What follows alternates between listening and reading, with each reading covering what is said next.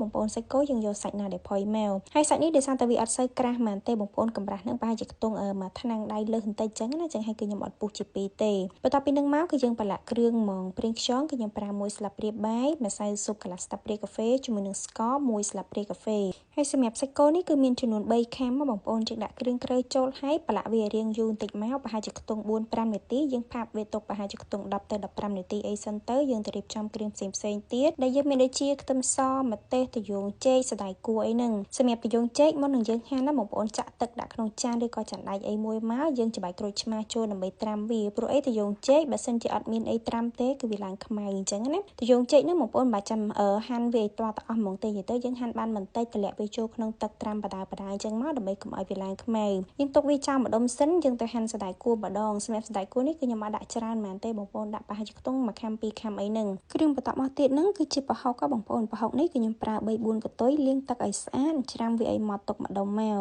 សម្រាប់ខ្ទឹមសគឺខ្ញុំប្រើ5កាពឹសហើយម្ទេសបងប្អូនដាក់តិចច្រើនតាមចំណង់ចំណូលចិត្តសម្រាប់ម្ទេសធំនេះវាអត់ហឹលទេណាបងប្អូនអាហ្នឹងគឺជាម្ទេសម៉ាឡេយើងដាក់ទៅដើម្បីឲ្យបុករបស់យើងគឺវាមានពណ៌ស្អាតអញ្ចឹងទៅប៉ុន្តែបើសិនជាបងប្អូនអត់ចង់ដាក់ក៏អត់អីដែរហើយក្នុងហ្នឹងគឺខ្ញុំបន្ថែមស្ករសបន្តិចដើម្បីឲ្យយើងបុកឆាប់ម៉ត់ល្អហើយវាអត់ខ្ទាតទៀតបន្ទាប់ពីយើងបុកគ្រឿងក្រូវម៉ត់អស់ហើយបាទខ្ញុំដាក់សណ្តែកគួរចូលមុនណាបងប្អូនសណ្តែកគួរបុកឲ្យវារាងបាយមកល្មមយើងដាក់ប្រហុកចូលហ្មងហើយខ្ញុំបន្ថែមទឹកត្រី1ស្លាបព្រាបាយប៊ីចេង1ស្លាបព្រាកាហ្វេស្ករគឺខ្ញុំប្រើជាស្ករត្នោតកន្លះស្លាបព្រាបាយសម្រាប់ស្ករបើសិនជាបងប្អូនអត់មានស្ករត្នោតប្រើស្ករសធម្មតាក៏បានដែរសម្រាប់ខ្ញុំដោយសារតែនេះគឺប្រហុករបស់ខ្ញុំហ្នឹងវាអត់សូវប្រៃអញ្ចឹងណាបងប្អូនអញ្ចឹងហើយបាទខ្ញុំបន្ថែមទឹកត្រីប៉ុន្តែបើចំពោះបងប្អូនវិញកុំទាន់ថែមទឹកត្រីក៏បានដែរបន្ទាប់ពីយើងច្របល់គ្រឿងក្រូវឲ្យចូលសព្វអស់ហើយបាទខ្ញុំច្បាយក្រូចឆ្មាចូលព្រោះអីបើយើងដាក់ក្រូចឆ្មាចូលពីដំបូងហ្មងពេលដែលយើងបុកទៅវាអាចនឹងខ្ទាតបន្ទាប់ពីនឹងមកយើងទៅស្រង់ត្រយូងចេកលាងវាទុកសម្រស់ទឹកម្ដុំសិនទៅចាំយើងមកចៀនសាច់គោម្ដងសម្រាប់សាច់គោនេះបើសិនជាបងប្អូនមានប័រចៀនដោយប្រើប័រក៏បានឬក៏ចៀនដោយប្រើប្រេងឆាអញ្ចឹងក៏បានដែរ